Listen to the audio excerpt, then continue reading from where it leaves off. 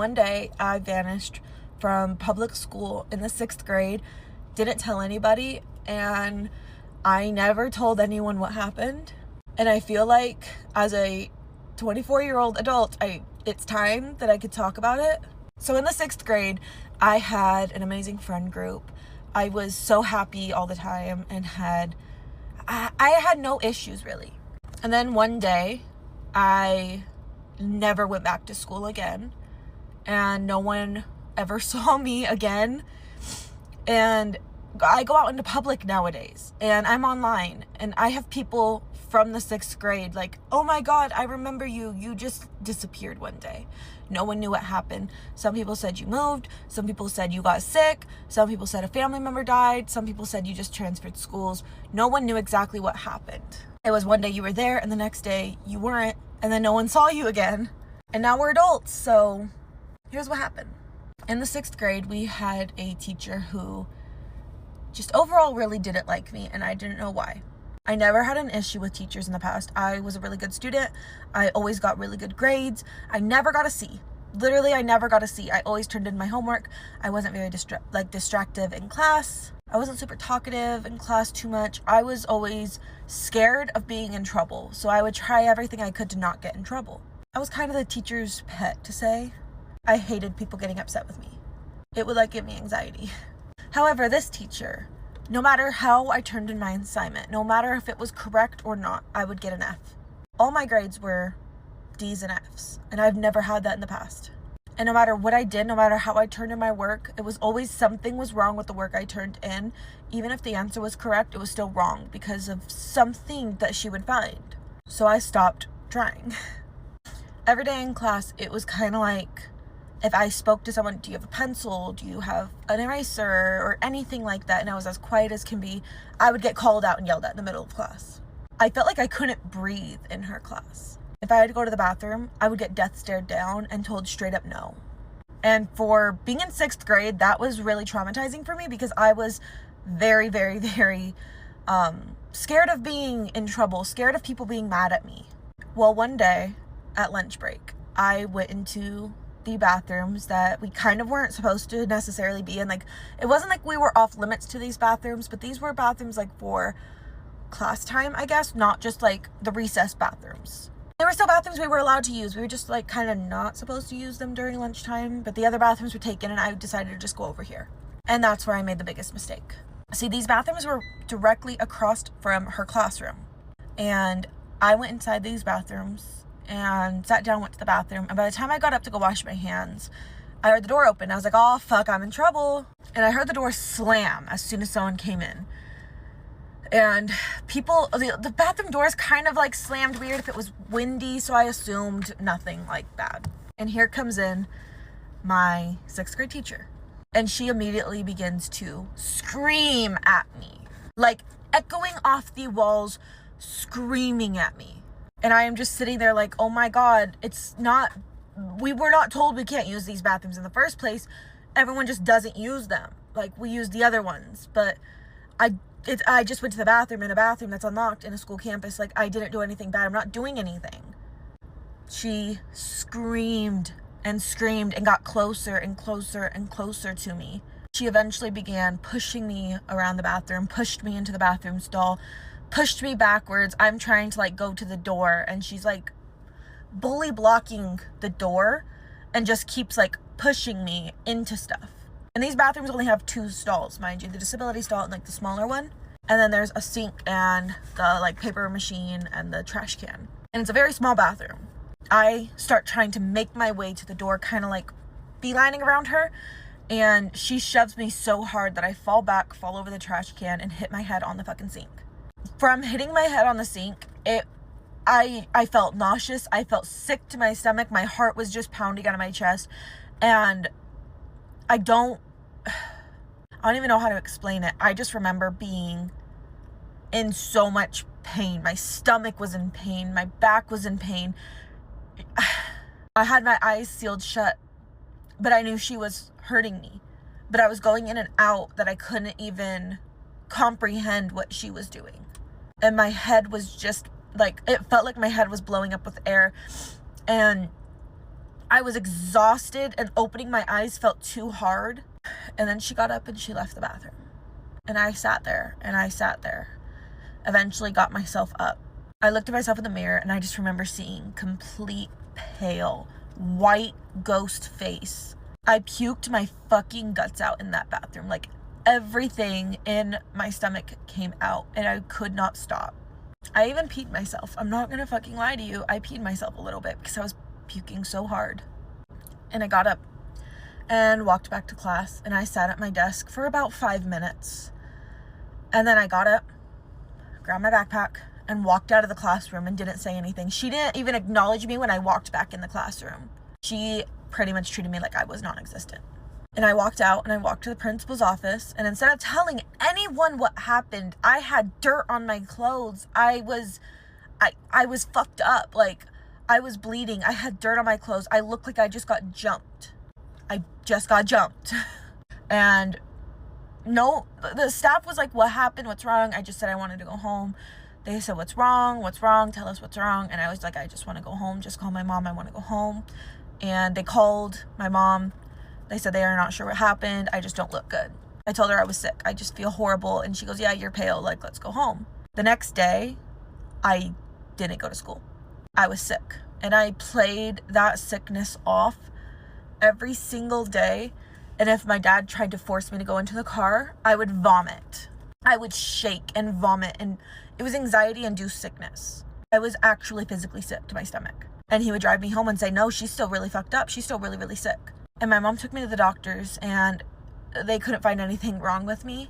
But yet, there was something seriously wrong with me and she wouldn't put me back into school. So I would just pick up my books, or she would go to campus technically and pick up my books and pick up my schoolwork so I could go home and do it and turn it back in so I wouldn't fall too far behind. I did this for about 2 weeks, 3 weeks before my mom's finally like, okay, you're going back to school tomorrow. And I knew I needed to tell someone because I cannot go back in that classroom. And I was too scared to tell my mom what had happened. So instead of telling her, I wrote her an email. I fucking emailed my mom from my bedroom and told her what had happened. Almost all the way. I sort of told her, but I left out so many details, so many very important details. I just let her know a vast, vague kind of answer as to what happened. And then I took a shower so that she couldn't talk to me about it right away. And when I got out of the shower and she called me in, she wanted me to go to the school and talk to the principal. And I was crying and just begging her not to. I don't want to. They're going to make me sit in front of her and I don't want to look at her. I don't want to see her. I'm scared to death. Eventually, she let me switch to a homeschool program and I just never went back to school again. And I never messaged any of my friends. I never messaged any of my friend group. I was MIA, like I fell off the face of the earth because I was scared if I told anyone where I was, where I lived, or any updates on my life that she would know and she would come after me. Because for some reason, I felt like she wanted me dead. I don't even know what made her do that day. I don't even know what sent her off. I don't even know what I did wrong that made that whole thing happen. But it has stuck with me to this day. And it is just so hard because I was so young and I still don't understand. I don't get it.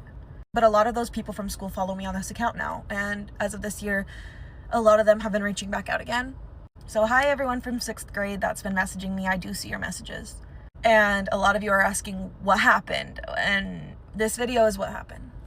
And I'm an adult and I should get over it, but I can't. And I'm sorry for disappearing on friends who needed me so bad at that moment because of stuff they were going through. But I couldn't stay. So that's why I disappeared in the 6th grade. That's what happened. And now I feel like with this burden off of my chest and the story finally being out there and told, I feel like I can now move on with my life and not have to take it with me. I don't feel like I need this weight on my shoulders to come into 2026 with me. I feel like I could leave it behind in 2025. I have no idea if I'm going to upload this video or not. But if it's seen,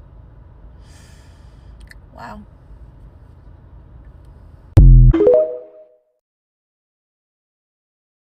You guys are in for a treat with this story time. I'm sitting in the drive-thru and I'm probably going to be here for like 5 to 7 business days, so let's get into it. Okay, so a little backstory. I coached gymnastics and on our Facebook page, we have a like public babysitting list, and it has my name and my phone number. No big deal. It's very like niche, like not everyone in the world is gonna see it. It's pretty much like just the people who go to the gym, the parents will see it. Nobody's really gonna be searching that out, right? So yesterday I get a call from a no caller ID, and I don't get a lot of phone calls, so I'm like, okay, I pick it up. It's a man. He goes, hi, is this Ariana? I say yes. He asks if I'm still looking for a babysitting job. I say absolutely. And then he asked like what my experience was. I told him however many years I've coached and however many years I babysat, whatever, yada yada.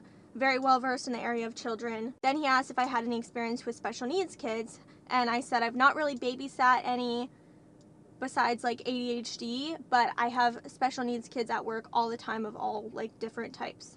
And this is just gradually gonna get worse, and you're gonna be like, oh my god, Ari, you're so stupid. But bear with me, okay? And he's like, I have a son, he's 8, and he has Tourette's. What do you know about that? So I told him like I have the basic knowledge of what it is, of like tics can be physical, can be verbal, can be something as tiny as like an eye movement. But I've never like dealt with it in person. He asked for my name, and he started to like spell out the beginning of my last name, which I know for a fact that my first name is on the list. Obviously, I don't know about my last name, but he started to spell out the beginning of it. So obviously he like already kind of knew it. I finished spelling it out, and then he was like, oh, where do you work again? And I told him, which the only place that my name and my phone number is public is my gym's Facebook page. So he had to have gotten it from there, and a bunch of the other girls at work ended up getting a no caller ID phone number too, but they didn't answer because of what I'm going to tell you next. Anyways, so he was like, this is kind of embarrassing, but one of my son's tics is like touching himself. And over the course of this phone call, like his voice just got lower and lower. I literally had my phone on like full speaker, and I was holding it up to my ear because I couldn't hear him. Like, if I would be able to handle that. And I was like, well, can you give me an example of like when that might occur, or like how that all happens, like how serious is this? Because he said his son is 8.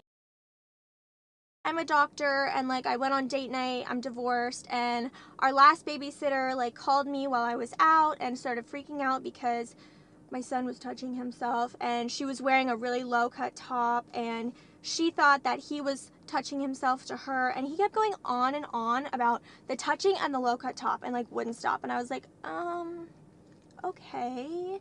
And I just kind of like didn't know, because obviously this is not like a common situation when you're trying to find a babysitter for your special needs son, like and you kind of open up with that. I'm sure it's not going to be easy, so I was trying to be like nice, because if it's really not that serious, then yeah, I can handle it. I've dealt with special needs kids before.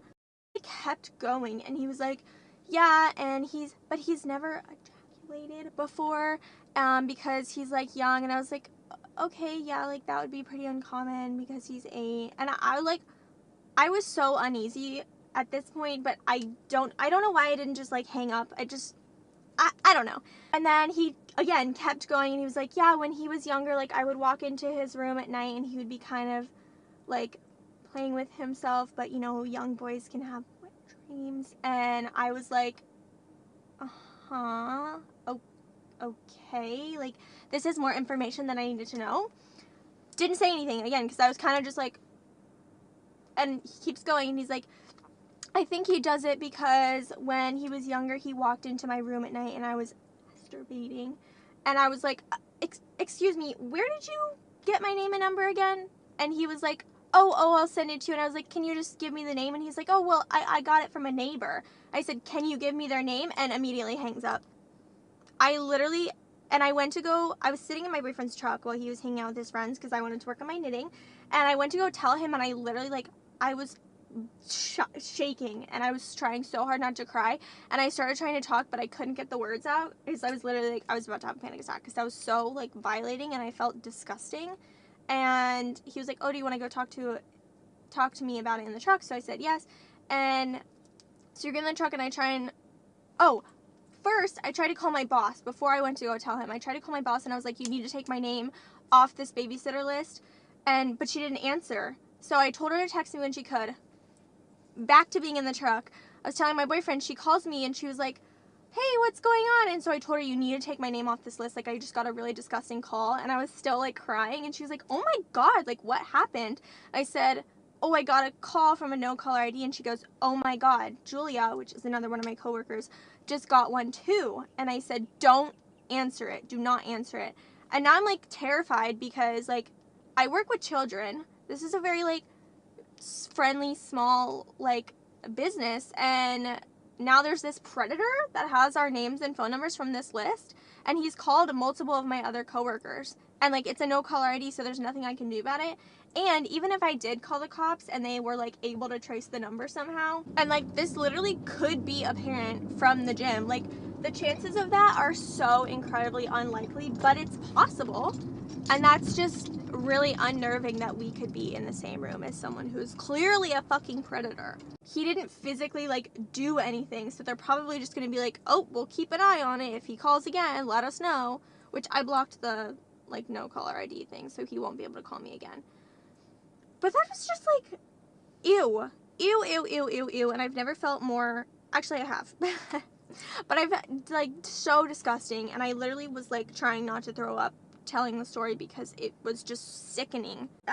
I don't know, men are just absolutely disgusting, and I can't believe that like someone went through that babysitter list just to call us and do that. And maybe from the way that I'm telling the story, like it doesn't sound so extreme, but it was just like, I can't even remember all the details because my brain is like blocking it out. But he just on and on about all things down there, and ugh. Anyways, that was my story. Guys, I got fired yesterday.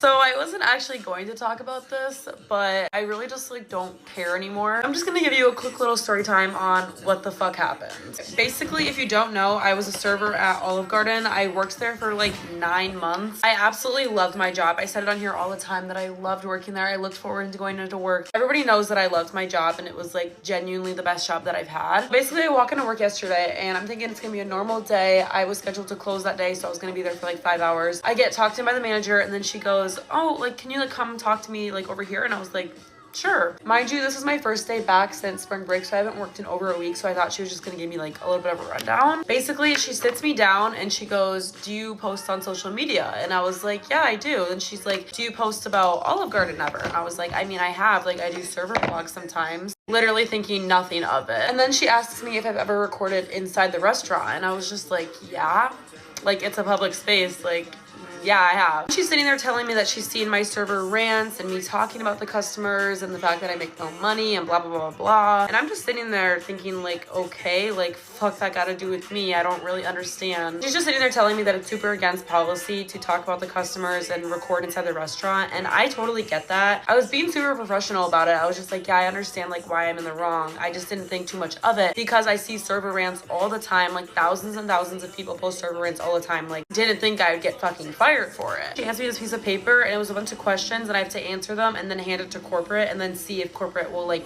take me back as a server. As I'm like filling these questions out, she was like, it's honestly not looking good though because like I did do like all the wrong things. Meanwhile, my wrong things were recording inside the restaurant, talking about the customers and like posting about it, and yeah, I guess, I don't know. But basically she said it wasn't looking good, so she hands me this resign form to say like that I can resign from it, so it doesn't say like I got fired, you know? So I was like, yeah, I'll just resign. Like, it's a teenage job, it's really not that deep. I did indeed cry when I was signing it because I love my job and like obviously didn't want to leave. Now it's the fact that I am actually unemployed. That's a very scary thought because I have not been unemployed since I was like 15 years old. But it's also the fact that it just caught me so off guard. Like, I literally walked in with my apron on, ready to work, and then I walked out 30 minutes later bawling. I'm just trying to think of it as like a blessing in disguise. Maybe I'll make more money at my other job. Maybe I'll like meet my new friends. If you are a server, this is your sign to not post server rants or you talking badly about any customers, or like don't post anything about your job because this is where it got me. If you guys just want to like follow me, comment down below, share my post so then I don't have to work again, that would be amazing. But meanwhile, I need to clock the fuck in and start making bank. Yesterday, I see a TikTok of a girl saying that one of her favorite side hustles is donating her plasma. I live for a side hustle. I don't have a fear needle, so I ChatGPT'd the fuck out of this whole process because I've never even heard about this. And the place near me was offering a $550 payout, and then the more you go per month, like the more that you get. But I thought this was just gonna be a one and done thing, which it will be. So I get an appointment this morning, 9 a.m., that fast. I'm like excited because, again, don't have a fear of this, don't care. I'm like, this is so easy. So I get there, they have to do a whole physical since I'm a new patient, a screening, a questionnaire. It's all like basic, easy shit. It probably took like an hour and a half though. And then when I was cleared to go back into the plasma room, which I'm gonna try and find a photo online of this room, you're surrounded by other people also donating their plasma. You're in this like cozy chair, and then you get assigned a nurse that will like walk you through the process and like do the IV for you. IV, I think that's what it's called. And she tries this arm to get a vein. She can't, so we use this arm. It hurt like a motherfucker. Like so bad. I don't think it was supposed to hurt that bad. But then we start the thing. There's a blood pressure thing here with like the pump or whatever. And then when it's tight, you need to do this with your fist the whole time. And then when it's loose, so you can relax. But I feel like I was doing this the whole like 40 minutes, I swear. Well, anyways, it was working. It was flowing. I had 2% left of blood or plasma to give, okay? Because you can see it on the little screen next to you. All I remember is looking around for my nurse. She was like in the other room or something, and I made eye contact with her, and all I remember, I think it was out loud or maybe I whispered, I remember saying like, I'm not okay. And then I woke up. I was unconscious for 20 seconds. I woke up to doctors and nurses all around me. I am dripping in sweat in every place that I didn't even know could sweat. Ice packs all around me, and they're asking me if I know my name, if I know where I am. Also, keep in mind, this plasma room is full of people. Full of people. Everyone's watching this happen. There's probably like 15 eyes on me total, especially the people giving their plasma. Like, I would be having an anxiety attack, and I did start having an anxiety attack. I didn't even know what to say, but to just start sobbing. And I lifted my arm for some goddamn reason, and now I have a hematoma. That's why this was wrapped around me, and they said that my arm's gonna bruise. Because I don't know. Finally can answer these questions normally, even though I'm still so confused, and I immediately ask for a vomit bag. And thank God I didn't vomit, but I was like trying, and the person across from me saw this happen, and they must have had, what's when you're scared of throw up? What is that called? There's a name. He starts throwing up in a bag and also losing it. Like, acting confused. I don't think he actually fainted, but he was throwing up so much. And then all the medical attention went over to him, obviously. And then I'm still just like, what the fuck? I'm still crying. Everyone's like staring at me. I was so uncomfortable. If you have fainted before, you know how unsteady you feel. Like, I didn't even care about the money at this point. I didn't even care if I didn't care. I just wanted to leave and get the fuck out of there, but I was not okay to drive, so they made me stay. I want to stay like an extra 50 minutes and drink electrolytes that they gave me, eat a snack. They had to do my blood pressure so many times to like make sure it was normal. And then I had to wait in a waiting room for a while, talk with the doctor. It was a whole thing. And at this point, I don't even think I'm getting the money. I didn't even really care about it at this point. I'm just like, fuck this, I'm never coming back. But apparently, because I go home, I'm like sobbing on my way home. I don't know why. It's like really not that big of a deal, even though it was fucking traumatizing. I go home, I get my Chick-fil-A Powerade, and then I'm like, I'm gonna check my app just to see like if they paid me, even though I don't think that they took my blood, because I thought they would have to put my blood back in me to like revive me, but I guess that's not what happened. And I got 3/4 of my check. So maybe I just donated 3/4 of my plasma. I don't know what, but they give this to you at the beginning, and it has a prepaid debit card in it. I think it's like a MasterCard that you can just like transfer into your Venmo. So like, yeah, they give you a card. Also, I want to mention I had scrambled eggs, bagel with cream cheese, a ton of fruit, and 4 of my hydro drugs before I went. And yesterday I drank so much water. So I don't think it was because I was malnourished. I don't know what's going on. All I know was that I will never, ever, I'm never doing that again. Story time of why my family and I will probably never host another foreign exchange student. So my junior year of high school, we decided to host a foreign exchange student from Germany. We'll call her Haley for the story. And for the first 2 months, I would say everything went really, really smoothly. She was accommodating really well. We were all communicating really well. She was right on top of things, did really well in school, had no issues. Things really started to get rocky right after that, though. There were some things like she wasn't picking up her room anymore. She was letting her trash in her bathroom in her room overflow to the point where it was falling out.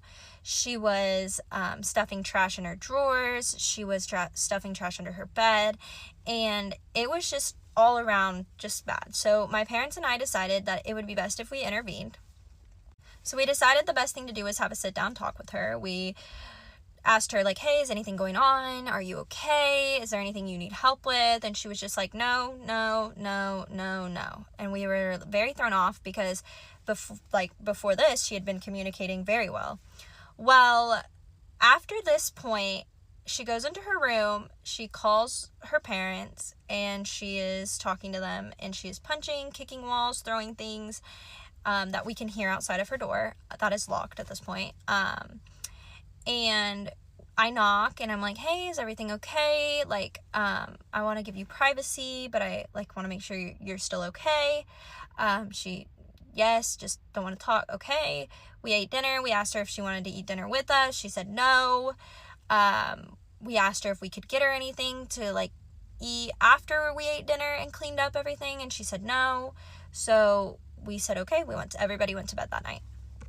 The following day at school, there were tons of rumors going around about how we were supposedly not feeding her. We were locking her in our basement. And we were decently well known around the community, and people knew, my parents would never do this. But, still she was telling all these people, the things that were going on. She was also taking personal conversations that, we were having about, say, mental health, or say I had an issue and I talked to my parents about it, and, she was right off the kitchen, so she overheard. She was taking those private conversations back to school. So I was very hurt. I had explained to her, hey, these are private conversations that we're having. I would really appreciate it if they aren't going back to school. She seemed to understand that, but it continued to happen. So at this point, I was so stressed. My parents were so stressed. We were being called in the principal's office all the time to, talk about it. And at this point in time, it was time to get other people involved. My parents decided to call her coordinator with her organization, and we had a sit-down conversation with her, and we were explaining to her, the issues that we were having, and we were be open with us and try to explain to us the issues that you're having so that we can all fix what's going on. She did not appreciate this. She thought that she was in trouble with her coordinator. She didn't want to be sent home, and we tried to explain hey, this isn't a be sent home conversation. This is just a, hey, let's figure out what's going on here, and let's find some common ground. Coordinator heard everything that had been going on, and she was very upset. She had private conversations with Hannah. She said, this is not how you behave. And she did really, I would say that the coordinator did really well with the situation that she was handling.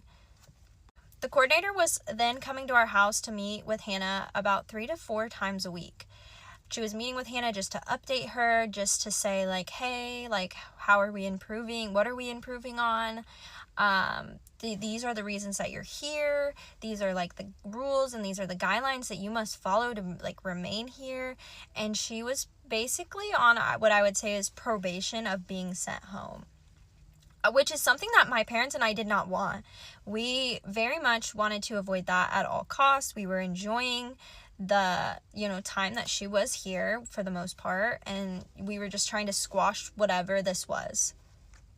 At this point, the coordinator had been coming for about a week, and one day after she left, it was around 5 p.m. We had eaten dinner. Haley was laughing. She was having such a good time. She had eaten all of her dinner. She had played with my little brother, and she seemed to just be really enjoying herself. So I was wow, things are starting to turn around for us, and the rest of this experience is going to be really good for everybody. I was wrong. At 3 a.m, the police officers, the coordinator, the leader of the organization are all knocking on our doors. She had sent out an emergency SOS to her organization that she was in immediate danger. When we answered the door, they were like, "Where's Hannah?" And we were like in her bedroom, like she's asleep. Everybody had gone to bed like hours ago. And so they immediately come in. They want to see her. They want to speak to her. We're like, okay. So they come in. We start walking towards Hannah's door, and she's in a full-blown tantrum. She is crying. She is screaming. She's like, "I want to leave. I don't want to be here anymore." And we're like, what happened? Like, what is going on? And so the coordinator decides that she can go stay with a friend for 2 weeks. The coordinator decides that everyone needs a break, so she goes and stays at this friend's house that passes their background check and everything. She's staying there for 2 weeks. She seems to really enjoy it, and it is about time for her to come back to our house. Although, she gets back, and she's worse than ever. She locks herself in her room all day. She will not come out. She is on her phone all day. We try to hang out with her. We try to play games. She's busy. She doesn't want to see us. Okay, that's fine. At this point, we talk to the coordinator one more time, and the coordinator decides it is either time to end her time here or to find her another place to live. We decide, because it is now my parents' decision, that is what she has done is bad enough to go all the way back to her home country, or is it bad enough to be moved to just another household. We decide that she can go to another household. We do not want to ruin her experience like being here in the United States. And although she wasn't compatible with our family, maybe there is a family out there that she would be compatible with. And so all that is in the end what we end up doing. There were a lot of people that were, upset at me for at school for her having to leave early. And that was really disappointing because it really, in the end, at 17 years old, you don't have a choice on that kind of stuff. So, bye.